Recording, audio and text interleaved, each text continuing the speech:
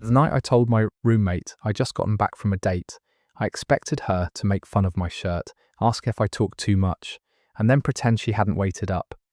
Instead, Sienna Hart looked at me from our kitchen table and said, "She can't love you like I do."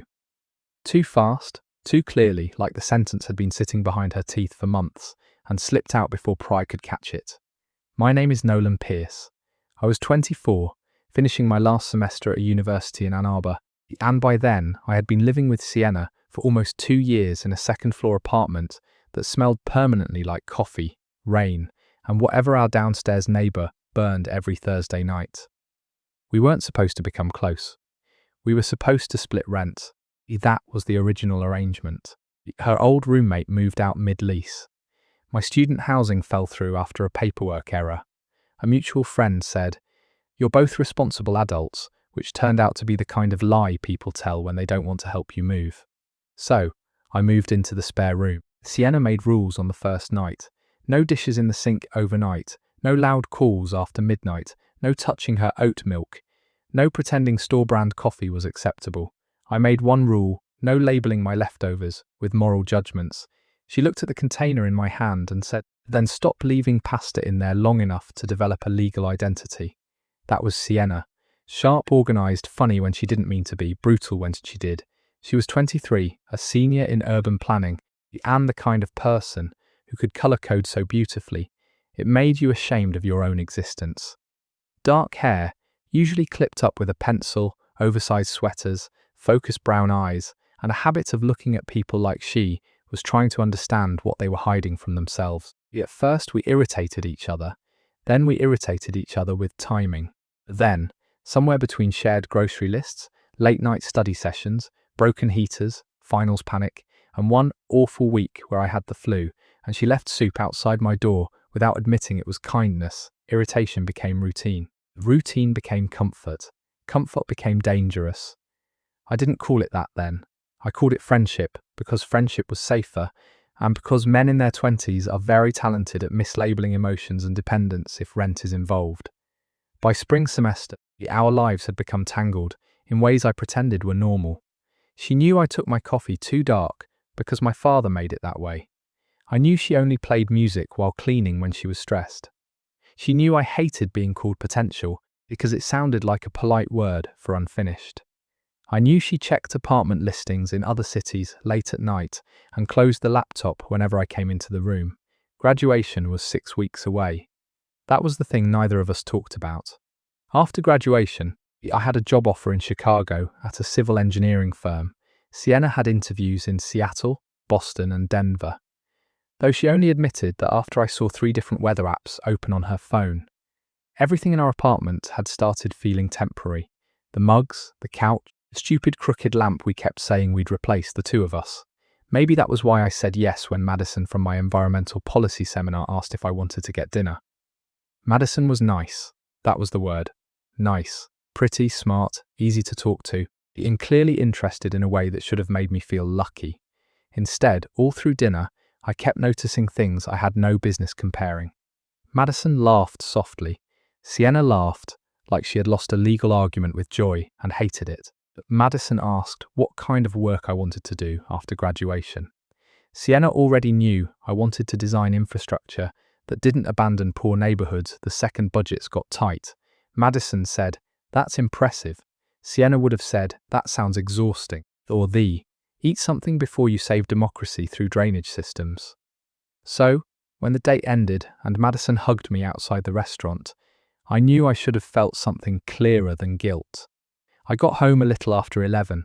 The apartment lights were mostly off, except for the kitchen. Sienna sat at the table in pajama pants and an old university sweatshirt surrounded by open notebooks, a laptop, and one mug of tea she had definitely reheated twice. Her hair was loose around her shoulders, which meant she had either been working too long or thinking too hard. She looked up when I came in, then looked at my shirt. "Bold choice," she said. I glanced down. "What's wrong with it? It says I want her parents to trust me, but not her friends." I laughed, taking off my coat. "Nice to see you too." How was it? There it was. Too casual. Far too casual. I opened the fridge because looking directly at her suddenly felt like stepping too close to a ledge. "Fine, fine. Good. Good is worse than fine." How is good worse than fine? Fine means nothing happened. Good means you're editing. I closed the fridge without taking anything out. She watched me over the rim of her mug. I leaned against the counter. It was nice. Her face did something small, so small I almost missed it. But I knew Sienna too well by then. Nice, she repeated. Yeah, do you want to see her again? That question should have been simple. The answer should have been simple. Instead, the kitchen felt too quiet. I don't know, I said. Sienna looked down at her notes. That's not a no. No. Her fingers tightened slightly around the mug. That tiny movement did more to me than it should have. I tried to lighten it. Why? Are you worried she'll steal your unpaid emotional support roommate? Sienna didn't smile. That was when I knew something had shifted. She stood and carried her mug to the sink, even though it was still half full. Her back was to me when she said, maybe she'd be good for you. Maybe. She probably doesn't argue about groceries. No, she probably doesn't leave notes on your leftovers. She seems more merciful. She probably thinks your career plan is impressive. I paused. Her voice had changed. Not angry, worse, careful. I pushed away from the counter. Sienna. She turned then, and whatever joke I had ready disappeared. Her eyes were bright, not crying, not yet. Just too honest for the hour. What? Why are you doing that? Doing what? Listing reasons she might be better than you. She laughed once, but it came out wrong. I'm not. You are. No, I'm being realistic. No. I took one step closer. You're being cruel to yourself and calling it realism. That hit her. I saw it land. For a second, she looked like she wanted to argue, like every version of us depended on her, making this into another kitchen fight about tone or timing or my inability to load the dishwasher correctly. But she didn't. She just looked at me and whispered, she can't love you like I do. The apartment went silent, completely silent. Even the old refrigerator seemed to stop humming for half a second. Sienna's face changed the instant she heard herself, like she had opened a door by accident and found both of us standing on the other side. I stared at her. She looked away first. I didn't mean yes. You did. Her eyes came back to mine. I heard my own voice go quieter. You meant it. She swallowed once, and the worst part was not that she had said it. The worst part was realizing how badly I wanted her to say it again. Sienna did not say it again. Of course she didn't. The second the words left her mouth, every part of her seemed to rush into damage control. Her shoulders went rigid, her chin lifted. Her eyes sharpened like she could still turn this into an argument if she moved fast enough. I said that wrong, she said. No, you didn't. Yes, I did, Sienna. No. She pointed at me, which would have been more effective if her hand wasn't shaking. Do not do that. Do what? Say my name like you're about to be emotionally reasonable. I can't handle emotionally reasonable right now. That almost made me smile. Almost. But her face stopped me. Because the humour was still there, but barely. It was hanging by one thread over something much bigger. I stayed where I was, halfway between the counter and the table, close enough for the room to feel charged, far enough not to corner her. What did you mean? I asked. She let out a breath that sounded more like frustration than fear. I meant I'm tired. That's not what you meant. It can be several things. You said she can't love me like you do. I know what I said. Then don't pretend it was grammar. Her eyes flashed. Fine. You want the humiliating version? No, that caught her. I softened my voice. I want the honest version. The kitchen light hummed faintly above us. Outside rain tapped against the living room window, the same thin spring rain that had been making Ann Arbor feel like one long unfinished thought for weeks. Sienna crossed her arms, then uncrossed them, like she couldn't find a posture that didn't reveal too much. I didn't mean to say it like that, she said at last. I didn't mean to say it at all. But you meant it. She looked down. That was answer enough. I sat slowly in the chair across from where she had been working. Her notebooks were still open. Diagrams, city maps, housing policy notes, her handwriting in the margins, neat until it got angry. She stayed near the sink. You came home from a date, she said quietly. You looked disappointed and guilty, and like you were about to convince yourself that nice is enough because leaving soon makes everything else inconvenient. I stared at her. That was the problem with Sienna. She didn't just know me. She knew the version of me I tried to hide from myself. And I thought, she continued, voice smaller now, there she is. The girl who gets the version of you that tries, the clean shirt, the good restaurant, the careful questions, that maybe I should see her again, because that's what normal people do. Sienna, and I'm here, she said, cutting me off. but not sharply this time. In pajama pants with reheated tea. Knowing you forgot to eat lunch because your Wednesday lab ran over. Knowing you hate mushrooms, but pretend you don't when someone cooks for you. Knowing you panic when people say you were talented because you think they're about to expect something from you. I had no defense against any of that. Her eyes lifted, and I hated her for not knowing any of it. The words hit the room and stayed there. Sienna closed her eyes immediately, like that one had gone too far. I'm not proud of that. You don't have to be proud for it to be true. She laughed once, softly and miserably. That sounds like something I'd say. I learned from a difficult woman, terrible teacher, effective. The corner of her mouth moved, but so did the smile didn't survive. My phone buzzed in my coat pocket, on the beanbag chair. Neither of us moved. Then it buzzed again. Sienna looked at the coat. Madison? She asked. I didn't answer fast enough. She nodded, almost to herself. Right, I took the phone out. Madison had sent 2 messages. I had a nice time tonight. No pressure, but I'd like to see you again before graduation if you want. Nice. That word again. A good word, a safe word. A word that suddenly felt unfair to everyone involved. Sienna watched my face. You should answer her. I will now. No. Her eyes narrowed. Don't make me the reason you become rude. You're not. I am if you sit here not answering, because I said something reckless.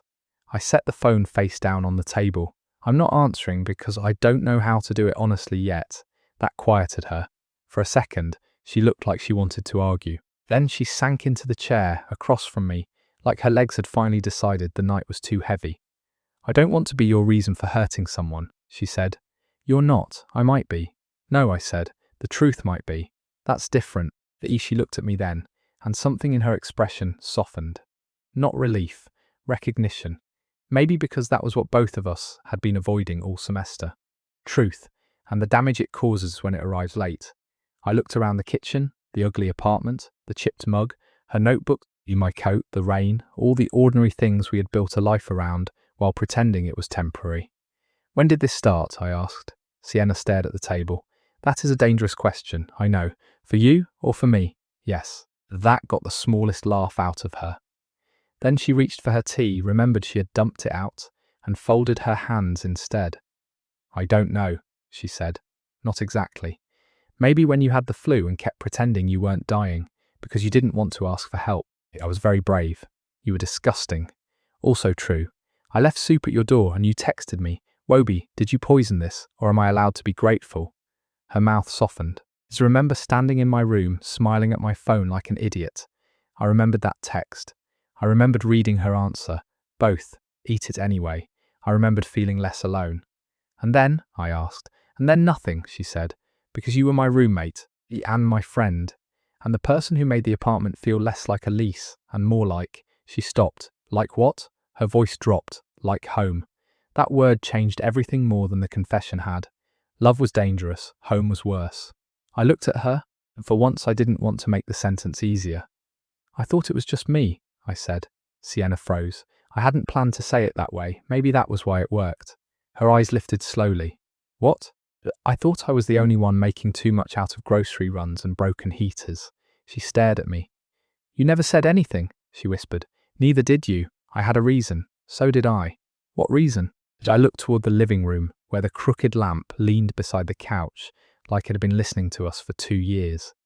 Because if I was wrong, I said, I didn't just lose a girl. I lost my favourite place to come home to. Sienna's face changed. That was the first time she looked truly close to crying.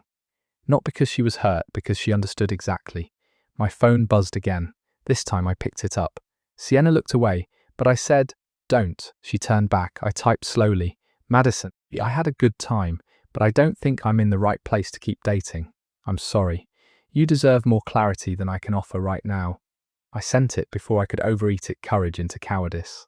Sienna watched the screen go dark. Then she whispered, you didn't have to do that tonight. Yes, I said. I did. For a long moment, neither of us spoke. Then she stood too quickly. I should go to bed. Sienna. No.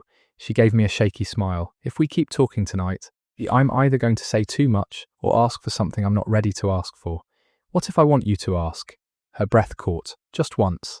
Then she looked at me like I had opened another door. Nolan, she said softly. I already said yes too fast once tonight, and before I could answer, she walked down the hall and closed her bedroom door. not slammed, closed, which somehow felt worse, because for the first time in 2 years, the between our rooms felt like something both of us wanted to cross. The next morning, Sienna acted normal. That was terrifying. She was in the kitchen before me, already dressed, hair clipped up with a pencil, standing barefoot by the stove, while eggs hissed in the pan and coffee dripped into the pot. "Your alarm went off for 9 minutes," she said, without turning around. "Good morning." It became a community issue. I was processing. You were sleeping through consequences. There it was, our rhythm. Sharp, familiar, almost convincing. I leaned against the doorframe and watched her move around the kitchen like nothing had happened. Like she had not told me no one else could love me the way she did. Like I had not ended a potential second date at midnight because the truth had finally gotten tired of waiting for permission. She slid eggs onto 2 plates, too. That small detail hit me harder than it should have. She noticed me noticing. "Don't make the eggs symbolic," she said. I wasn't. "You looked at them like they were holding hands." I laughed despite myself. Then the laugh faded, because her face did too. For a second, the whole kitchen felt like the night before had walked back in and pulled up a chair. I sat at the table. She put a plate in front of me, then sat across from me with her own. Exactly where she had sat last night. Exactly where she had said the sentence that had changed the apartment. We ate quietly for almost a minute. Then I said, Madison replied. Sienna's fork stopped. What did she say? That she appreciated the honesty. That's it, and that she hopes I figure out whatever I'm avoiding. Sienna stared at her plate. She sounds smart. She is. That hurt her. I saw Mom it.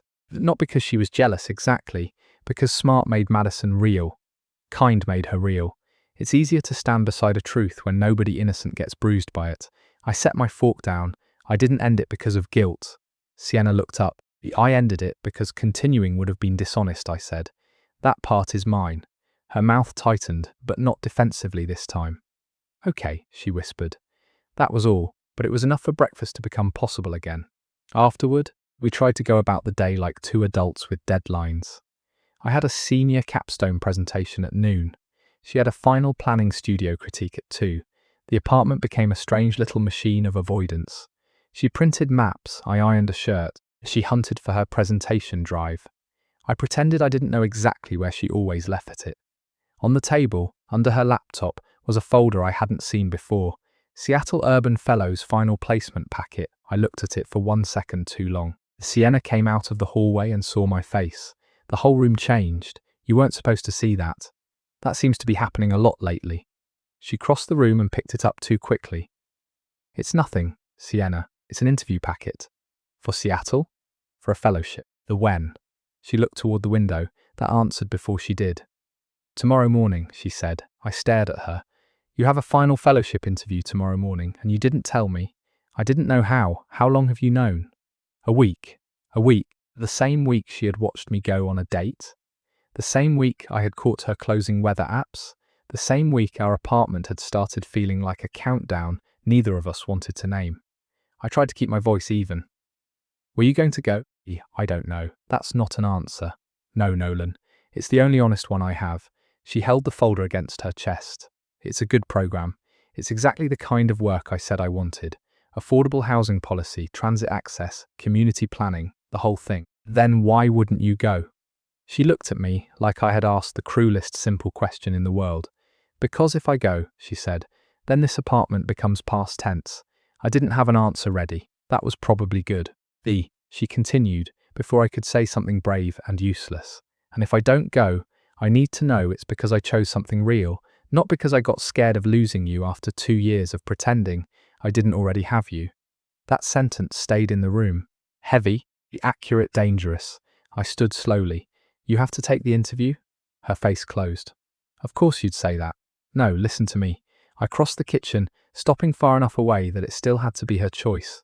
You have to take the interview because future you will hate both of us if you don't. Not because you're leaving. Not because I want you gone. Because I don't want to become the reason your life got smaller right before it was supposed to open. Her eyes brightened. I hate that answer, she whispered. I know, I wanted you to be selfish. I am being selfish. My voice dropped. I want you to go to that interview and still come back knowing this is real. That's terrifyingly selfish. She laughed once and it almost broke. Then she stepped closer, not into my arms, not yet, just close enough that the apartment felt too small for all the things we were not doing. My flight is at 6:10, she said. To Seattle? She nodded. I was going to take a rideshare. No, you weren't. Her eyes lifted. I swallowed once. I'll drive you. Nolan. I'll drive you because I want you to go, and I'll pick you up when you come back because I want you to come home. That was the word. Home, again. Only this time, neither of us looked away from it. For a second I thought she might cry. Instead she smiled in a way I had never seen from her before. Not sharp, not guarded, not sarcastic, almost shy. You're getting dangerously good at staying in difficult conversations. I had a terrible teacher. Effective, unfortunately. Her smile trembled and thinned. Then she looked down at the folder, and when she looked back up, the fear was still there, but so was what? Something else. Okay, decision, she said. Drive me. And suddenly the problem was no longer whether she loved me. It was whether we were mature enough not to turn that love into a cage, right when the door opened. I drove Sienna to the airport before sunrise. Neither of us had slept much. At 5, the era in the morning, the apartment had that strange quiet buildings get, when everyone inside is still dreaming. And only the people with early flights, bad decisions, or big futures are awake. Sienna stood by the door with one carry-on, a canvas tote, and the Seattle folder pressed against her chest like it might try to escape. You packed too much, I said. You don't know what I packed. You packed 3 versions of the same cardigan because you think weather is a moral test. She looked offended. Seattle has layers. Seattle has stores. Spoken like a man who once wore the same hoodie for 4 consecutive finals. It was a good hoodie. It was a biohazard. Good, we could still do this. We could still argue on the morning her life might split open. That helped more than either of us said. The drive was mostly dark highway, wet pavement, and headlights moving like quiet decisions ahead of us. Sienna sat in the passenger seat, one knee pulled up, looking out the window with the folder in her lap. Halfway there, she said, you don't have to be this good about it. I kept my eyes on the road. About what? Potentially losing me to a city you've never liked? I don't dislike Seattle. You once said it looked like a beautiful place to develop vitamin D deficiency. That was a weather observation. That was slander. I smiled, but she didn't, so I let the joke die. Sienna, I said, I'm not losing you because you take an interview. You might if I get it. No. I glanced at her, then back at the road. I might lose the version of this, where we pretend nothing has to change.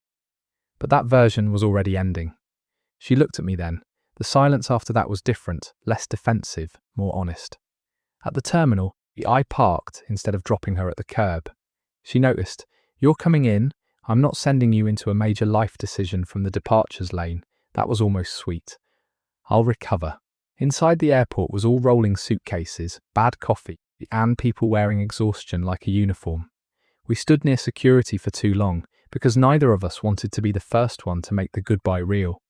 Sienna adjusted the strap of her tote. I watched her do it. And I reached into my jacket pocket and pulled out a folded piece of paper. She frowned. What's that? Emergency document. Her eyes narrowed. Nolan, it's not weird. That means it's weird. I handed it to her. She unfolded it slowly. It was a list. Not romantic, not dramatic, just practical. Her interview time, the address, the transit route from the airport, a nearby cafe with good reviews, 2 backup lunch places because she forgot to eat when nervous, the number for campus visitor services, a reminder that her laptop charger was in the front pocket of her bag because she would absolutely panic and think she forgot it. At the bottom I had written, you are allowed to want this. You are allowed to come back. Both can be true. Sienna stared at the page. For once no comment came. Her eyes filled so fast she looked away. Don't, she whispered. Don't what? Be the exact person I needed right now. It's rude. I laughed quietly. Then she folded the paper with too much care and put it in her folder. The boarding announcement for her flight came over the speakers. Not final call, not urgent.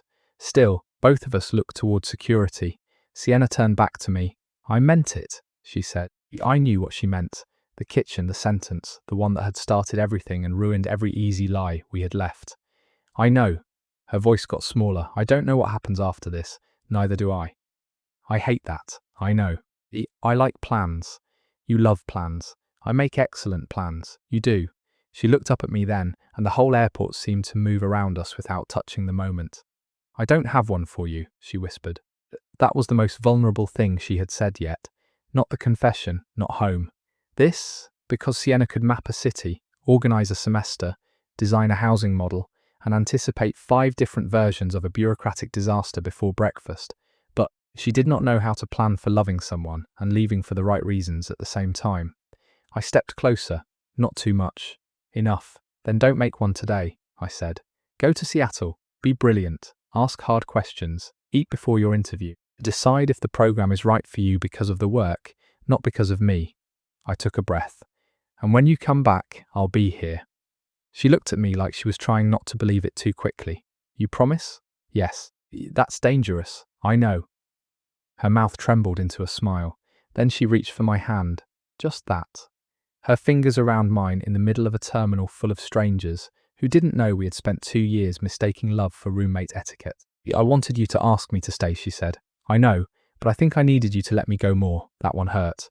In the right place, I nodded. Go. She squeezed my hand once, then let go before either of us could make it harder.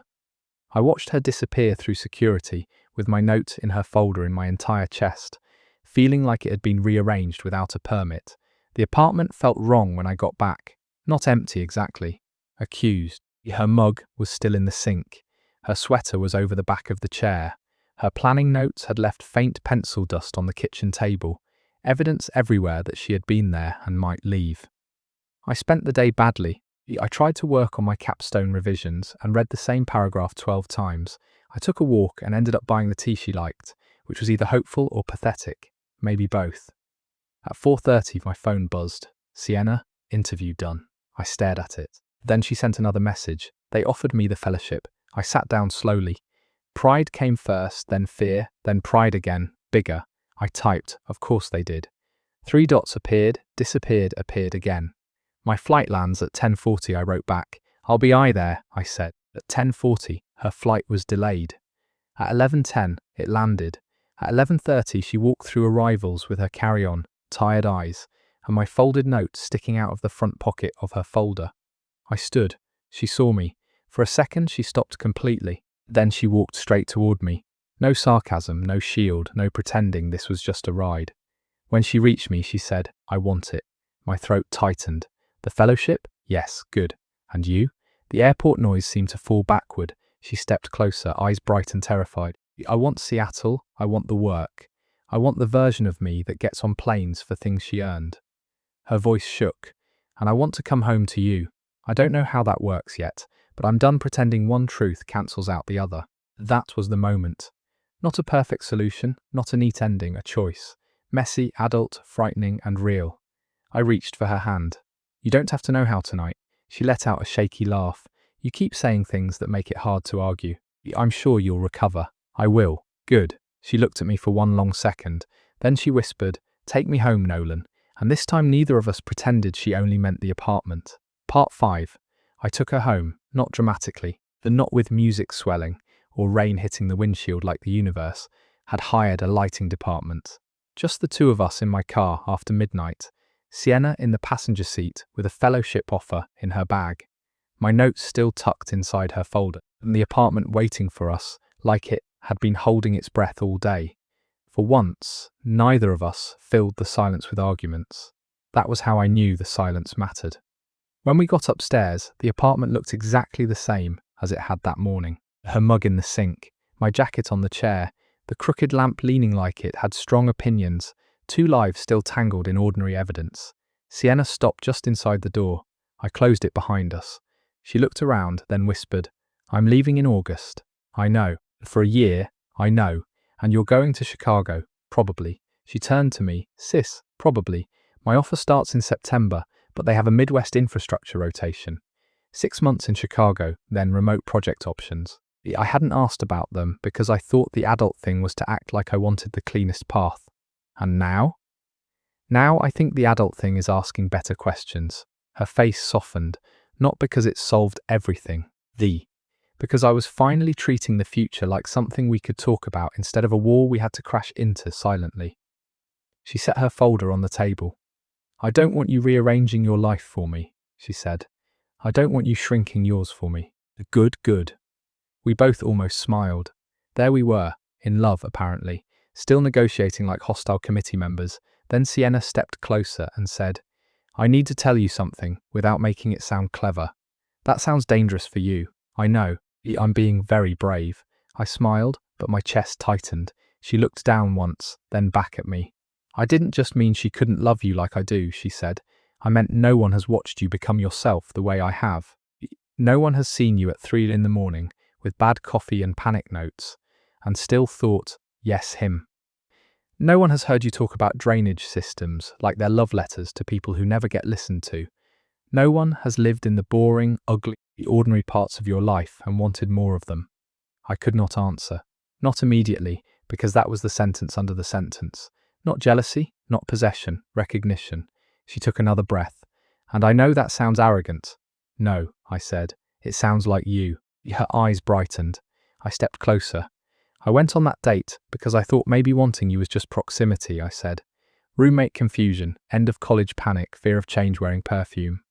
Sienna's mouth moved. "That is a very specific diagnosis. I've had a long day." And then I sat across from someone kind, attractive, and normal, and all I could think was that she didn't know which mug you use when you're pretending you're not stressed. Sienna laughed, but it broke at the end. I kept going. "She didn't know you leave the last bite of dessert because you claim it gives the meal narrative tension. She didn't know you reread emails out loud when you're scared to send them. She didn't know that this apartment only became home after you started insulting my coffee." Her eyes were fully wet now. "So yes," I said, "you were right." She looked at me. "No one can love me like you do." For once, Sienna had no comeback. I reached for her hand. She let me. Then she looked at our hands, almost like she didn't trust something so simple to be real. "Are we about to ruin our lease?" she whispered. "Probably." "Good." And then she kissed me, not like a confession exploding, not like a goodbye. Like the answer had been waiting inside 2 years of arguments, grocery lists, broken heaters, shared deadlines, and every quiet night we were both too scared to name. When we pulled apart, she rested her forehead against mine and whispered, "I still want Seattle. I still want you to want Seattle. I still want you. I'm counting on that." She smiled, confident, terrified, better. We did not become easy overnight. That mattered. Graduation came 3 weeks later. My mother cried. Sienna's parents took too many photos. Then my sister met Sienna and later pulled me aside to say, "So, that's why you've been emotionally unavailable to normal women." Subtlety was not a fancy strength. In August, Sienna moved to Seattle. I drove her to the airport again, but this time we didn't pretend. We were only roommates facing a logistics problem. She kissed me at security, then she pointed at me and said, "Do not become noble and distant. I hate that genre. I'll be annoying and consistent." Excellent. Long distance was not beautiful. People lie about that. It was missed calls, bad Wi-Fi, late-night time zone math, and both of us learning that love does not become less real just because it has to survive through screens for a while. But it also forced us to be honest. We couldn't hide in routine anymore. We had to say things, hard things, small things, ugly things, ordinary things. She told me when Seattle made her feel powerful. I told her when Chicago made me feel alone. She sent me pictures of transit stops and terrible apartment layouts. I sent her photos of every city project that made me think of her. 6 months in, I took the remote rotation, not to follow her blindly, to work on municipal infrastructure projects I actually cared about with a team based partly in the Northwest. It was the first career decision I made that felt like expansion instead of escape. When I landed in Seattle with 2 suitcases and no heroic speech prepared, Sienna was waiting at arrivals with coffee in one hand and a sign that said, "Temporary roommates application under review." I laughed so hard people looked over. She lowered the sign and said, "Your interview begins now." Do I have references? Unfortunately, I am one. A year later, we got our first apartment together on purpose. No accidental ease, no mutual friend, no pretending, just us choosing. The place was small, overpriced, and had one window that stuck when it rained, which in Seattle meant almost always. Sienna made a color-coded moving spreadsheet. I ignored it once and was placed on probation. 2 years later, she got hired full-time by the city. I joined a public infrastructure non-profit. We argued about urban policy over dinner, like other couples argued about vacation plans. We adopted a cat that liked her better and judged me professionally. We bought a new lamp, finally, but kept the crooked one in the corner. because some ugly things earn sentimental protection. 4 years after the night I came back from that date, I proposed in our kitchen. Not at a restaurant, not on a mountain, in the kitchen, where all our best and worst conversations had always happened. Sienna was barefoot, reading a city zoning report at the counter, wearing one of my old sweatshirts like she had legal ownership. I set a mug of tea beside her, waited until she looked up and said, "Stay with me tonight." She frowned. "That is objectively a weird proposal opening." I wasn't finished. You paused for effect. I did. Continue. So I got down on one knee. Her face changed before I even opened the box. "I mean every night," I said. "Every city, every apartment, every argument, every version of home we have to build from scratch. Stay with me." Sienna covered her mouth, then she laughed and cried at the same time. "Yes," she said too fast again, and somehow that was my favourite part. Years later, whenever people asked how we got together, I usually said, "I went on one bad date." Sienna always corrected me, saying, "It wasn't a bad date, it was a useful control group." That was my wife. Still sharp, still impossible. Still the woman who taught me that home is not always the place you stay. Because it's easy. Sometimes home is the person who loves you clearly enough to let you leave for the right reasons, and still gives you a reason to come back. What would you have done if your roommate heard you say you had just gotten back from a date, then suddenly confessed she loved you more than anyone else could? And have you ever realized too late that the person who felt like home had been right beside you all along? Tell me your story in the comments. If you like this one, leave a like, subscribe, and I'll see you in the next video.